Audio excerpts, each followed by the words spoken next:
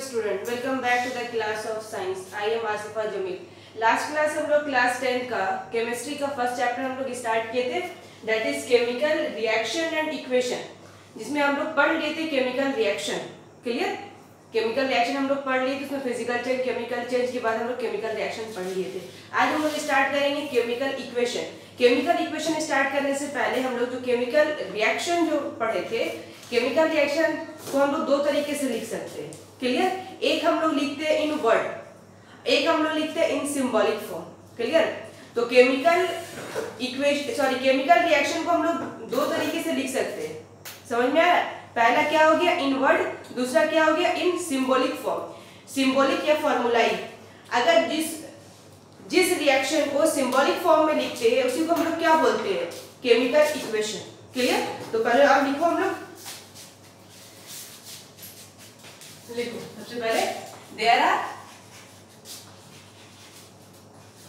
To ways to representing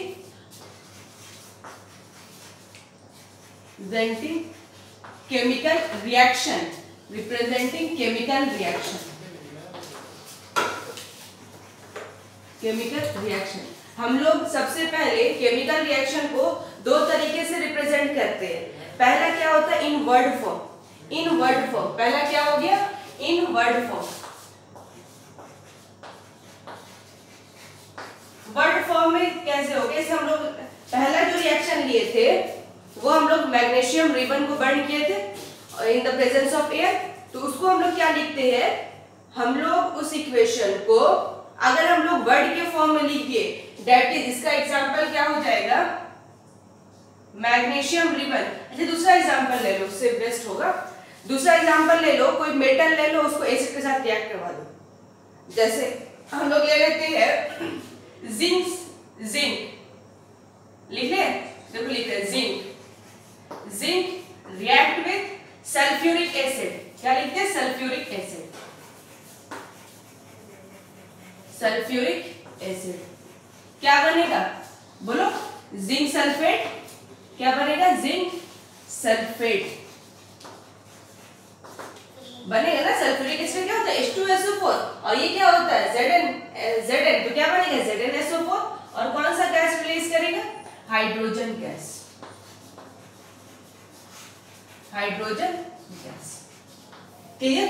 तो इसको हम लोग क्या बोलते हैं? किसी भी केमिकल इक्वेशन को अगर वर्ड में रिप्रेजेंट किए, पहला रिप्रेजेंटिंग इन वर्ड। क्लियर? सेकंड रिप्रेजेंटिंग होता है इन सिंबॉलिक फॉर्म। सिंबॉलिक या फिर एंड फॉर्मूलाई। फॉर्मूलाई फॉर्म। समझ में? या तो हम लोग क्या कर रहे हैं, इसको हम लोग वर्ड में नहीं लिख कर क्या लिखते? सिंबॉलिक फॉर्म में, या हम लोग उसको फॉर्मूलाई के फॉर्म में। जैसे सेम ये इक्वेशन जो लिए, जिंक का सिंबल क्या होगा? Zn, और सल्फ्यूरिक एसिड का फॉर्मूला क्या होता है? बोलो। H2SO4। क्या बनेगा? जिंक सल्फेट बन रहा है ना। जिंक सल्फेट का फॉर्मूला क्या होगा? ZnSO4 और प्लस हाइड्रोजन गैस। समझ में आया? इसको हम लोग क्या लिख दिए? इसको हम लोग सिंबॉलिक फॉर्म में लिख दिए या फॉर्मूलाई के फॉर्म में लिख दिए। तो इसी को अगर केमिकल रिएक्शन को सिंबॉलिक फॉर्म में या हम लोग फॉर्मूलाई के फॉर्म में रिप्रेजेंट कर देंगे, उसको हम लोग क्या बोल देंगे? Chemical equation. समझ में आया? तो इन सिंबॉलिक और फॉर्मूलाई फॉर्म को ही हम लोग क्या बोलते हैं? Chemical equation. क्या बोलते हैं इसको हम लोग? Chemical equation.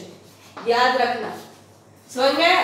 तो केमिकल रिएक्शन को दो तरीके से रिप्रेजेंट किए, पहला हम लोग वर्ड फॉर्म में, दूसरा हम लोग सिंबॉलिक फॉर्म और फॉर्मूलाई के फॉर्म में। तो फॉर्मूलाई के फॉर्म में रिप्रेजेंट करने के, फॉर्मूलाई के फॉर्म में केमिकल रिएक्शन को रिप्रेजेंट करने को हम लोग क्या बोलते हैं? Chemical equation. समझ में आया? तो और इसका डेफिनेशन लिख दे जल्दी से। Chemical equation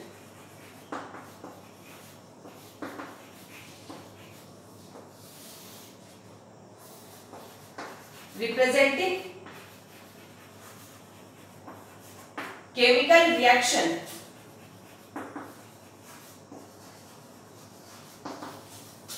in the form of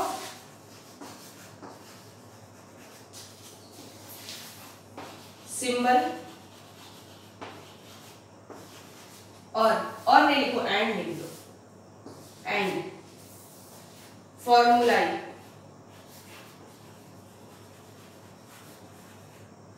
are called chemical equation.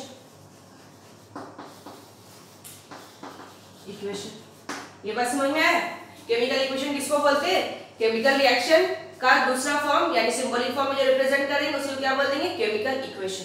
Clear? अब ये केमिकल इक्वेशन जो हम लोग लिखते हैं इसका एग्जांपल डालना हो, यही एग्जांपल डाल दो या फिर कोई दूसरा एग्जांपल भी डाल सकते हैं। ऐसा नहीं कि एग्जांपल डाले तो दूसरा एग्जांपल भी हम लोग डाल देते। जैसे हम लोग मैग्नीशियम रिबन लिए थे, दूसरा हम लोग क्या लिए थे?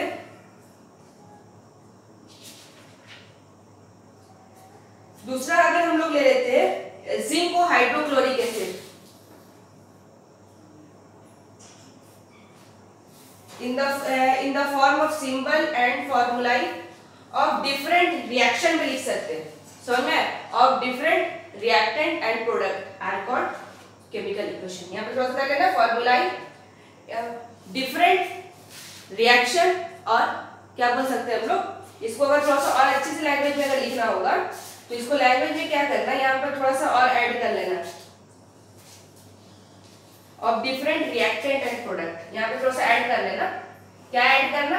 Of different.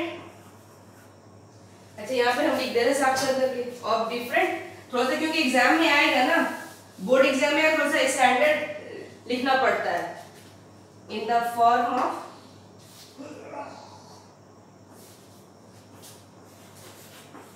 Of different reactant and product, reactant and product are called chemical equation। इसका एग्जांपल हम लोग ले लेते हैं, मैग्नीशियम रिबन ले लो, उसका फार्मूला क्या होगा? Mg और ऑक्सीजन क्या होगा? O2। क्या बनेगा? MgO। दैट इज, इसको बैलेंस अगर करेंगे तो क्या करना पड़ेगा? ये हम लोग बैलेंस कर चुके थे। ये एग्जांपल हो गया, समझ में आया? ये तुम्हारा केमिकल इक्वेशन हो गया। अब हम लोग यहाँ पर केमिकल इक्वेशन को किस तरह से लिखेंगे तो लिखने का तरीका देखो, यहाँ पर स्टेप बाय स्टेप बोलेगा अगर लिखने आएगा, लेकिन आने वाला नहीं है कि केमिकल इक्वेशन को किस तरह से रिप्रेजेंट करते हैं। तो केमिकल इक्वेशन को किस तरह से रिप्रेजेंट करते हैं मेरा स्टेप बाय स्टेप सुनना क्या बोल रहे हैं। सबसे पहले हम रिएक्टेंट लेंगे और जब दो रिएक्टेंट होता है तो दोनों रिएक्टेंट के बीच में प्लस का साइन रहेगा और जब वो रिएक्शन करके प्रोडक्ट बनाएगा तो बीच में ये एरो रहता है। ये क्या रहता है? एरो। और ये क्या रहेगा? तुम्हारा प्रोडक्ट। समझ में? अगर प्रोडक्ट भी दो बन रहा है, जैसे एग्जांपल देखो केमिकल इक्वेशन किस तरह से लिखेंगे। जैसे हम लोग क्या लिए? रिएक्टेंट, ये दूसरा रिएक्टेंट है ना? रिएक्टेंट, दो रिएक्टेंट के बीच में क्या देना पड़ेगा? प्लस का साइन। जब हम लोग प्रोडक्ट लिखना शुरू किए तो यहाँ पर एक एरो डालना पड़ेगा। उसके बाद जब प्रोडक्ट दो आता है, जो न्यू प्रोडक्ट बनता है वो दो बनेगा तो प्रोडक्ट के बीच में भी प्लस का साइन डालना पड़ेगा। क्लियर? तो ये रिएक्शन होता है, ये जो सिंबल जो होता है ना इस एरो, ये होता है फॉरवर्ड रिएक्शन। अगर इधर अगर एरो दिया रहेगा समझना ये बैकवर्ड रिएक्शन। कभी कभी ये दोनों एरो ऐसा दिया रहता है, इससे क्या आपका सिंबल पता करता है ये रिएक्शन फॉरवर्ड भी जा सकता है, बैकवर्ड भी जा सकता है। क्लियर? तो इधर जाएगा तो फॉरवर्ड, उल्टा जाएगा तो बैकवर्ड। ये दोनों सिंबल अगर दिया हुआ है ये फॉरवर्ड और बैकवर्ड दोनों का रिप्रेजेंटेशन होता है। क्लियर? अब हम लोग नेक्स्ट टॉपिक देख रहे हैं balance chemical equation. Balance chemical equation, तो बैलेंस कल हम बताए थे हिट और ट्रायल मेथड, सेम यहाँ पर अभी यूज करना है, हिट और ट्रायल ही मेथड यूज करना है। आगे क्लास 11th में जाओगे या 12th में, आई थिंक 12th का फर्स्ट 11th ही में शायद पढ़ना है, 11th में पढ़ना है। जब हम लोग रिएक्शन जो बैलेंस करते हैं हीट और ट्रायल मेथड वहां पर काम नहीं करता है, तो हम लोग रिएक्शन को बैलेंस करने का एक रिडॉक्स मेथड होता है, वो हम लोग आगे 11th 12th में पढ़ोगे। ठीक है? अभी यहाँ पर जो भी रिएक्शन को बैलेंस करेंगे वो हीट और ट्रायल मेथड यूज करके बैलेंस करेंगे। बैलेंस क्यों करती है? क्योंकि जितना रिएक्टेंट राइट साइड हो उतना ही नंबर ऑफ या फिर conservation of mass, laws of conservation of mass, जितना मास लेफ्ट साइड हो उतना मास राइट साइड भी होना चाहिए। तो laws of conservation of mass valid होने के लिए हम लोग क्या करना पड़ता है? बैलेंस करना पड़ता है। अगर यहाँ पे अगर हम लोग बैलेंस नहीं करेंगे तो laws of conservation of mass valid नहीं होता है। समझ में आया?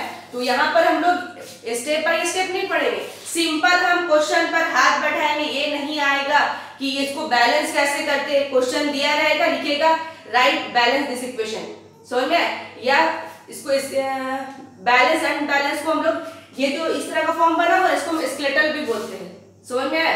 तो यहाँ पर क्वेश्चन रहेगा right the balance this equation, ये नहीं आएगा स्टेप बाय स्टेप, इसीलिए ये ट्राई करो कि क्वेश्चन पर बैलेंस पर हाथ बैठ जाए, क्लियर। तो हम चलो और एक दो क्वेश्चन हम लोग देखेंगे जहां हम लोग बैलेंस करना सीखेंगे, ठीक है।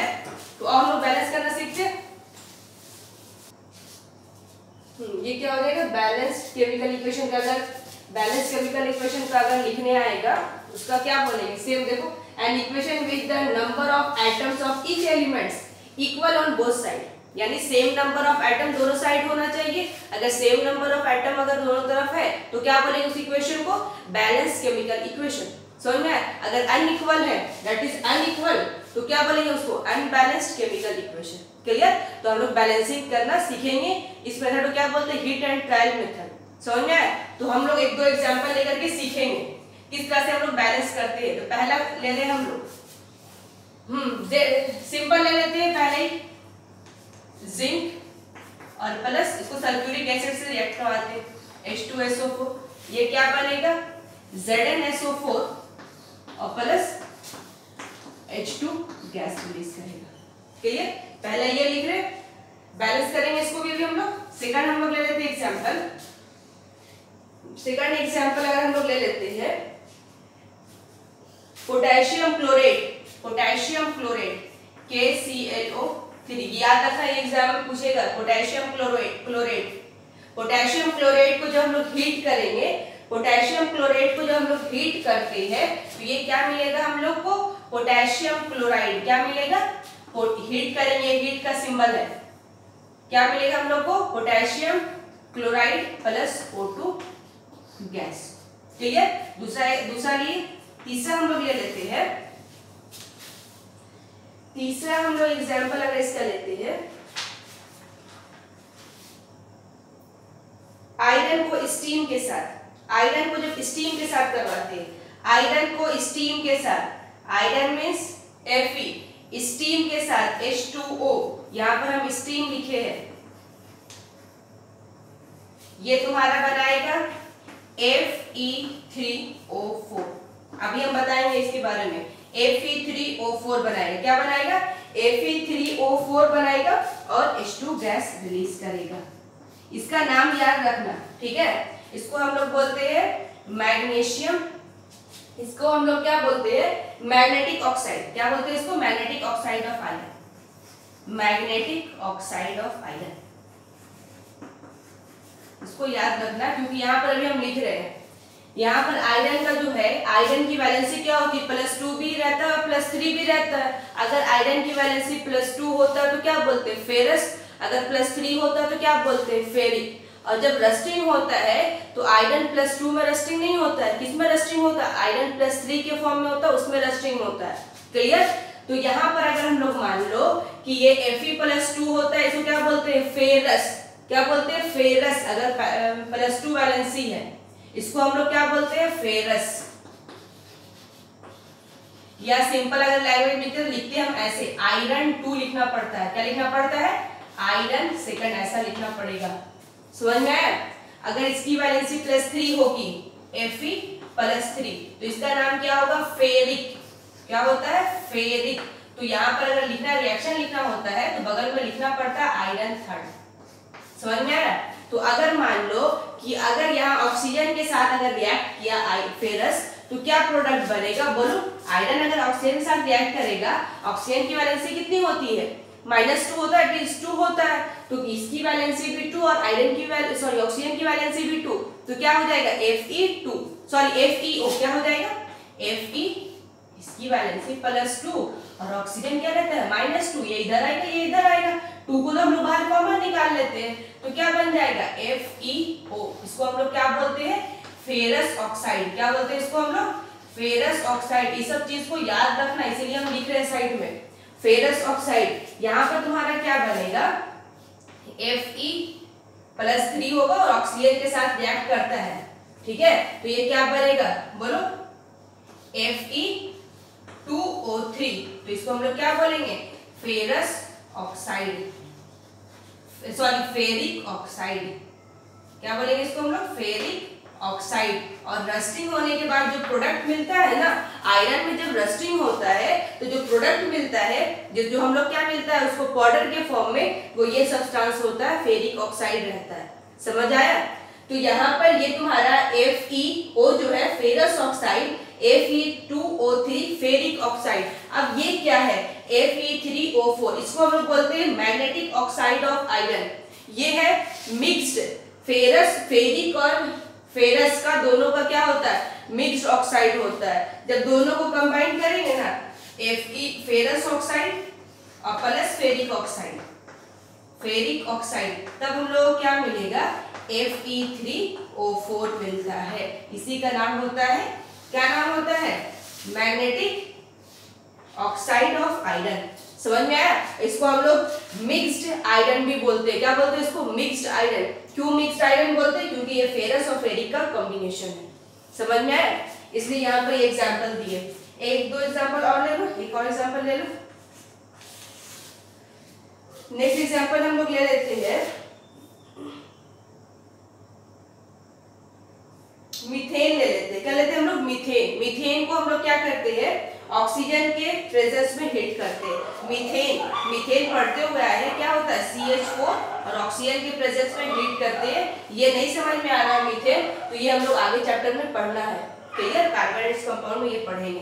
तो कौन सा प्रोडक्ट मिलेगा, कार्बन डाइऑक्साइड गैस रिलीज करेगा और H2O, क्या मिलेगा हम लोग को, H2O, स्टीम यानी भाप। जब किसी चीज को हीट करते हैं ना, तो उसके ऊपर हाथ रखेंगे तो देखना कि हाथ क्या थोड़ा सा भींगा महसूस होता है, तो भींगा कहने का मतलब कहीं ना कहीं वहां से स्टीम निकल रहा है। क्लियर? तो ये 4 एग्जांपल लिए और चारों से हम लोग क्या करेंगे, पहले देखेंगे कि रिएक्शन बैलेंस है कि नहीं। अगर बैलेंस्ड है तो हम लोग बैलेंस नहीं करेंगे, अगर अनबैलेंस्ड है तो हम लोग क्या करेंगे, उसको बैलेंस करेंगे। और बैलेंस अनबैलेंस चेक करने के लिए क्या करना पड़ता है, रिएक्टेंट और प्रोडक्ट का नंबर ऑफ एटम चेक करो, यानी लेफ्ट साइड और right side number of atom check करो।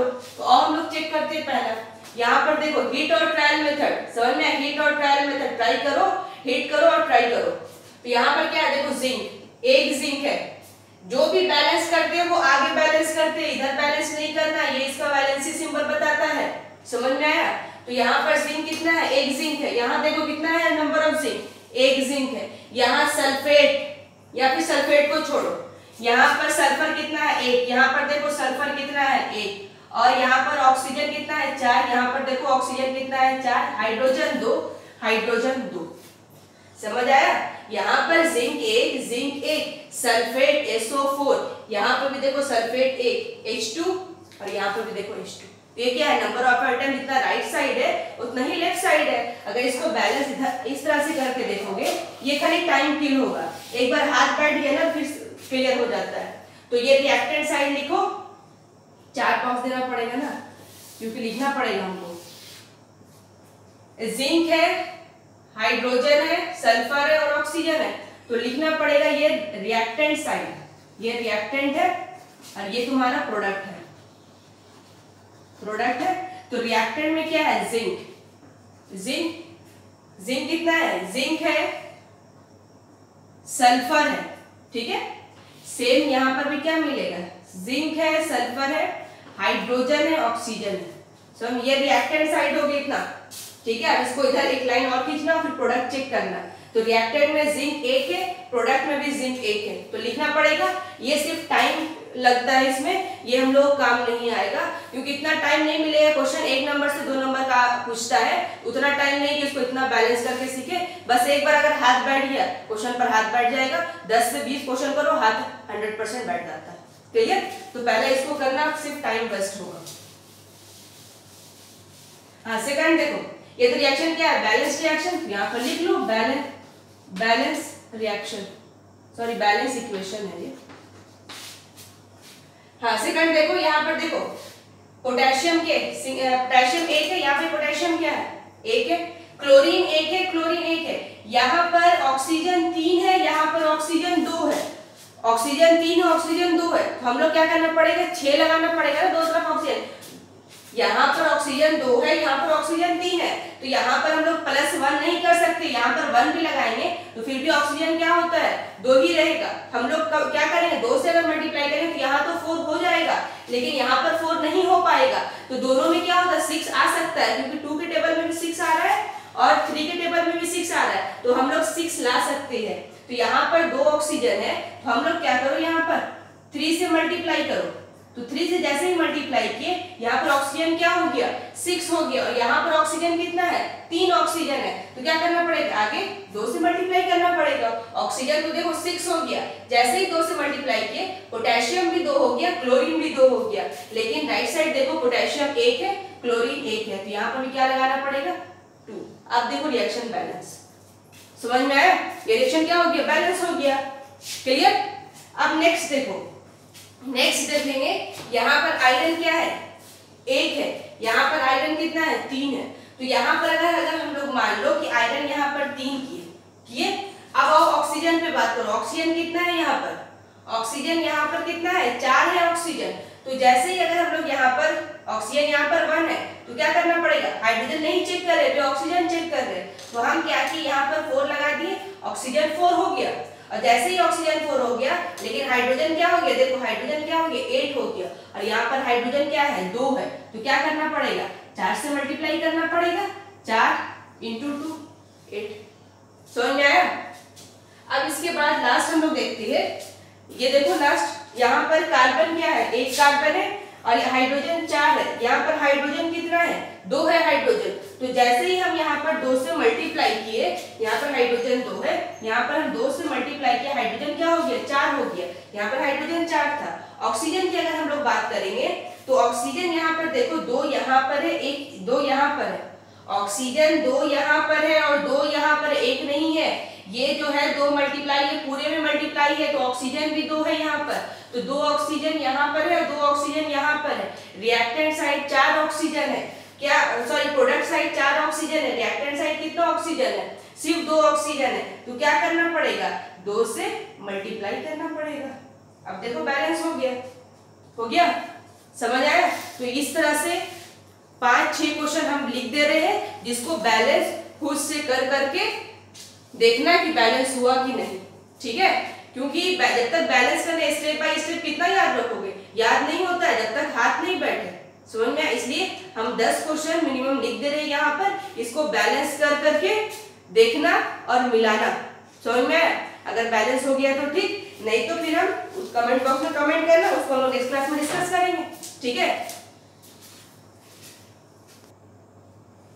देखो 10 क्वेश्चन हम दिए हैं, इसको बैलेंस करने के बाद मेरे को ये फोटो क्लिक कर करके या तो कमेंट बॉक्स में उसको अपलोड डाल देना या फिर उसको व्हाट्सएप पे डाल देना, क्लियर। क्योंकि अगर इस सारे क्वेश्चन को अगर हम नेक्स्ट क्लास में अगर हम बताएंगे तो क्या होगा कि 30 मिनट ले लेगा बैलेंस करते करते, समझ में आया। इसलिए 4 क्वेश्चन तो हम बता दिए बैलेंस कर करके, ये क्वेश्चन खुद से करोगे और फिर अगर नहीं समझ आता है तो कमेंट बॉक्स में कमेंट कर देना, अदरवाइज फिर इसको सॉल्व करने के बाद एक क्या करना फोटो क्लिक कर करके उसमें डाल देना, हम चेक कर लेंगे और बता देंगे किसका कहाँ पर स्टूडेंट का मिस्टेक हो रहा है, क्लियर, समझ आ गया। अब हम लोग केमिकल इक्वेशन को मोर इंफॉर्मेटिव, केमिकल इक्वेशन को मोर इंफॉर्मेटिव कुछ और हम लोग इसके बारे में जानेंगे। केमिकल इक्वेशन तो हम लोग लिख दिए हैं इस तरह से, इसके बारे में और जानेंगे। जिस तरह से अगर हम लोग रिएक्टेंट लिख रहे हैं तो रिएक्टेंट किस स्टेट में है, वो फिजिकल सॉलिड स्टेट में है या फिर वो एक्वस के फॉर्म में है, प्रोडक्ट जो बन रहा है वो किस फॉर्म में, एक्वस के फॉर्म में, सॉलिड के फॉर्म में, पीपीटी बना रहा है गैस के फॉर्म में, वो हम लोग सबसे पहला चीज पढ़ेंगे, क्लियर। सेकंड चीज ये पढ़ेंगे कि केमिकल इक्वेशन या केमिकल रिएक्शन अगर हो रहा है तो केमिकल रिएक्शन हो रहा है तो किस कंडीशन में केमिकल रिएक्शन होगा, समझ आए, ये चीज पढ़ेंगे। उसके बाद ये पढ़ेंगे नेक्स्ट कि वो हीट को एब्जॉर्ब करेगा या वो हीट को रिलीज करेगा, ये एंडोथर्मिक होगा या एक्सोथर्मिक होगा, क्लियर। तो हम बारी बारी से पहले इसको लिख रहे हैं, पहले इसको क्या करो उतार लो इसको, क्लियर। तो अब लिखते हैं नेक्स्ट,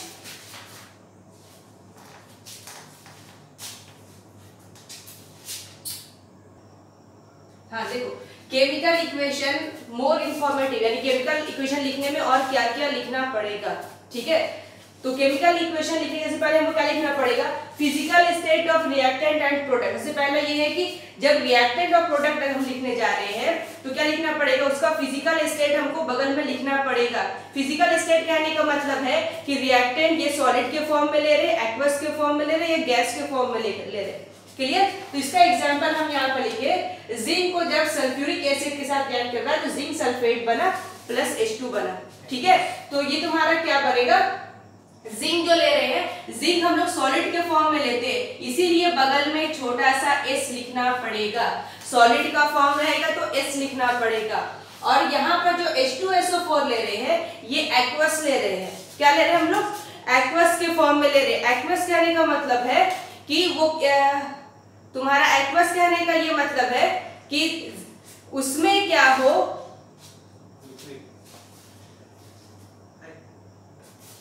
हाँ एक्वस क्या समझना, अभी याद रखना कि एक्वस को क्या बोलते हैं, लिक्विड स्टेट में। समझ में आ रहा है, एक्वस क्या होता है, जो लिक्विड स्टेट के फॉर्म में हो। तो H2SO4 ले रहे हैं, तो क्या ले रहे हैं हम लोग, एक्वस के फॉर्म में, दैट इज लिक्विड स्टेट के फॉर्म में। तो बगल में हमको लिखना पड़ेगा, इसके बगल में AQ, क्या लिखना पड़ेगा, AQ, इस तरह से। क्लियर। तो ये क्या बना, जिंक सल्फेट बना। तो जिंक सल्फेट का जो स्टेट मिलेगा वो किस स्टेट में मिलेगा, एक्वस के फॉर्म में मिलेगा। क्या मिलेगा, एक्वस के फॉर्म में। और H2 क्या हो रहा है, गैस रिलीज कर रहा है। तो बगल में या तो तुम G लिखो गैस को, या फिर तुम इस तरह से सिंबल डाल सकते हो। समझ में, दोनों तरीके से लिख सकते हो। इसको हम लोग बोलते हैं फिजिकल स्टेट। ये तुम्हारा पूरी तरह से रिएक्शन बैलेंस हुआ, सॉरी पूरी तरह से हम लोग केमिकल इक्वेशन को लिखे। जिंक बगल में लिखे, सॉलिड के फॉर्म में लिए हैं। फिर H2SO4 ये एक्वस के फॉर्म में, ZnSO4 बनता है ये एक्वस के फॉर्म में, और साथ में H2 गैस रिलीज करेगा। क्लियर। सेकंड क्या होता है, कंसंट्रेशन ऑफ एसिड। ये क्या है, कंसंट्रेशन ऑफ एसिड। एसिड जो ले रहे हैं उसका कंसंट्रेशन क्या है, बहुत ज्यादा डाइल्यूट ले रहे हैं या हम लोग कॉन्क ले रहे हैं। कॉन्क कहने का मतलब है कंसंट्रेटेड एसिड, यानी उसमें वाटर कम अमाउंट में मिला हुआ, एसिड ज्यादा है, उसको हम लोग बोलते हैं कंसंट्रेटेड एसिड। डाइल्यूट क्या बोलते हैं, डाइल्यूट एसिड, जिसमें वाटर ज्यादा अमाउंट में है, एसिड कम अमाउंट में, उसको बोलते हैं डाइल्यूट। तो यहाँ पर लिखना पड़ेगा कंसंट्रेशन ऑफ एसिड हम लोग क्या ले रहे हैं, ZnSO4 क्या ले रहे हैं, डाइल्यूट ले रहे हैं, या हम लोग कॉन्क ले रहे हैं यानी कंसंट्रेटेड ले रहे हैं। क्योंकि यहाँ पर अगर हम लोग डाइल्यूट लेंगे ना तो कुछ अलग प्रोडक्ट मिलता है, कंसंट्रेटेड लेते हैं तो कुछ अलग प्रोडक्ट मिलता है, वो आगे पढ़ना होता है। लेकिन अभी याद रखो कि हम लोग क्या लिए हुए हैं, Zn क्या है, सॉलिड के फॉर्म में है, ठीक है। ये तो एक्वस के फॉर्म में है, एक्वस लिखना पड़ेगा, और नीचे क्या लिखना पड़ेगा, डाइल्यूट, DIL। क्या लिखे हम, DIL, या तो बगल में लिखो चाहे नीचे लिखो। ये डाइल्यूट का शॉर्ट फॉर्म है DIL, और कंसंट्रेटेड का शॉर्ट फॉर्म है CONC। ये तुमको क्या मिला, ZnSO4 क्या मिला, एक्वस का फॉर्म दिया, और H2 क्या दिया, गैस बना। समझ में। और ये हम सॉलिड लिए, तो देखो यहाँ पर लिखना पड़ा ना, H2SO4 हम डाइल्यूट के फॉर्म में लिए हुए। नेक्स्ट क्या है, हीट चेंजेस। अब ये जो रिएक्शन होगा इसमें हम लोग या तो दो तरह से होगा, या तो हीट को एब्जॉर्ब करेगा या हीट को क्या करेगा, रिलीज करेगा। समझ में। ये जब हीट चेंजेस में कोई भी रिएक्शन होता है, रिएक्शन या तो वो हीट रिलीज करेगा या फिर उस रिएक्शन को हम लोग क्या करना पड़ेगा, हीट बाहर से देना पड़ेगा। समझ में। तो हीट जब वो बाहर से देंगे तो हीट को वो एब्जॉर्ब करेगा, यानी हीट बाहर से दिए वो एब्जॉर्ब किया, इसको हम लोग क्या बोलते हैं, एंडोथर्मिक। अगर रिएक्शन करने के बाद हीट रिलीज किया उसको हम लोग क्या बोलेंगे, एक्सोथर्मिक। तो यहाँ पर देखो हीट चेंजेस में एक क्या होगा, एंडोथर्मिक रिएक्शन, एक तुम्हारा एंडोथर्मिक रिएक्शन, दूसरा एक्सोथर्मिक रिएक्शन। एंडोथर्मिक के यहाँ पे लिखे कार्बन प्लस ऑक्सीजन। जब कार्बन को हम लोग बर्न करते हैं in the presence of oxygen, क्या मिलेगा हम लोग को, कार्बन डाइऑक्साइड, और साथ में क्या करता है, हीट रिलीज करता है। तो बगल में प्रोडक्ट में क्या लिखना पड़ेगा, हीट। जब रिएक्शन एक्सोथर्मिक होगा तो प्रोडक्ट में हीट आएगा, और जब रिएक्शन एंडोथर्मिक होगा तो रिएक्टेंट साइड हीट आएगा। तो सेकंड क्या हो गया, एक्सोथर्मिक। समझ में। सेकंड क्या हो गया, exothermic, in which heat is evolve. हाँ, सेकंड एंडोथर्मिक। एंडोथर्मिक में क्या होगा, हीट हम लोग को देना पड़ेगा, तो दो reaction in which heat absorb. तो हीट है तो एग्जांपल क्या हो गया, N2 + O2। जब इन दोनों को रिएक्शन करके हम लोग को NO गैस निकालना है, नाइट्रिक ऑक्साइड गैस प्रोडक्ट बनाना है तो हम लोग को बाहर से हीट देना पड़ेगा। तो बाहर से हीट अगर देंगे तो हीट को एब्जॉर्ब करेगा और NO गैस यानी नाइट्रिक ऑक्साइड बनाएगा। तो ये क्या हो गया तुम्हारा एक्सोथर्मिक, ये तुम्हारा हो गया एंडोथर्मिक।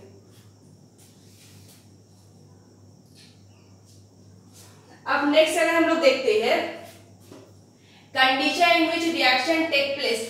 अब सारे कंडीशन में देखो condition in which heat reaction take place. अच्छा यहाँ पर लग रहा है कि यहाँ पर देखो ध्यान से कि एंडोथर्मिक, लास्ट क्लास हम बता दिए थे एंडोथर्मिक मींस क्या हुआ, heat condition in which reaction take place. ये क्या होगा, हर एक रिएक्शन में कोई भी रिएक्शन करवाने के लिए कोई भी नॉर्मल टेम्परेचर पे रिएक्शन नहीं होता है, समझ में आया। हम लोग क्या करना पड़ेगा, उसमें इतना बहुत ज्यादा हीट चाहिए। कोई रिएक्शन क्या होता है उसके लिए बहुत ज्यादा हीट चाहिए तब वो रिएक्शन होगा, और प्रेशर भी उतना चाहिए, टेम्परेचर भी हाई चाहिए और प्रेशर भी हाई चाहिए तब वो रिएक्ट करेगा। तो यहाँ पर जैसे हम लोग मान लो कि अमोनिया गैस बनाना होता है, ये हम लोग हेबर प्रोसेस से अमोनिया गैस बनाते हैं N2+H2 लेकर के। तो ये N2+H2 यहाँ पर अवेलेबल होता है हम लोग के एटमॉस्फेयर पे। तो अमोनिया गैस नहीं बनता है क्योंकि अमोनिया गैस बनाने के लिए हम लोगों को 500 डिग्री सेल्सियस चाहिए। ये बहुत ज्यादा हाई अमाउंट ऑफ हीट है, समझ में आया। ये एक आयरन को मेल्ट भी कर सकता है। 500 से ऊपर अगर ज्यादा टेम्परेचर देंगे तो वो आयरन क्या होता है, मेल्ट कर जाता है। तो ये बहुत ज्यादा अमाउंट ऑफ हीट देना पड़ता है। और सेकंड क्या है, प्रेशर भी बहुत ज्यादा रखना पड़ता है। प्रेशर क्या, 200 atm प्रेशर रखना पड़ता है। अब अगर 500 डिग्री सेल्सियस बहुत ज्यादा टेम्परेचर, जब कोई रिएक्शन नहीं होता है सबसे पहला ये चीज होता है कि उसको हीट कर दो। हीट करने से रिएक्शन क्या होता है, अगर स्टॉप होगा तो रिएक्शन स्टार्ट हो जाएगा। अगर वो हीट कर रहे हैं और हीट किए और हीट किए और हीट किए 500 डिग्री सेल्सियस तक टेम्परेचर बढ़ा दिए, फिर भी ये रिएक्शन फॉरवर्ड नहीं किया यानी अमोनिया नहीं बना। तो इसके बाद हम लोग क्या किए, एक आयरन का कैटलिस्ट डाले। आयरन यहाँ पर जो लिए है, यहाँ पर आयरन एज अ कैटलिस्ट काम करता है। कैटलिस्ट कहने का मतलब है कि जो रिएक्शन के स्पीड को बढ़ा दे, रिएक्शन के स्पीड को क्या करे, बढ़ा दे, समझ में आ रहा है। तो ये आयरन क्या है, ये एज अ कैटलिस्ट यूज करते हैं, कैटलिस्ट। तो कैटलिस्ट क्या होता है, जो रिएक्शन के स्पीड को बढ़ा दे, क्या करे, जो रिएक्शन के स्पीड को बढ़ा दे, इसको हम लोग क्या बोलेंगे, कैटलिस्ट। क्लियर। तो कैटलिस्ट का डेफिनेशन लिख लो, क्या होता है कैटलिस्ट।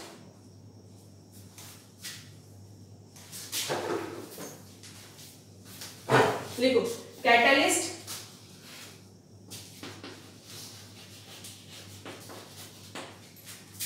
यहां पर लिख दे रहे, ध्यान से। Catalyst is a substance in which increase the speed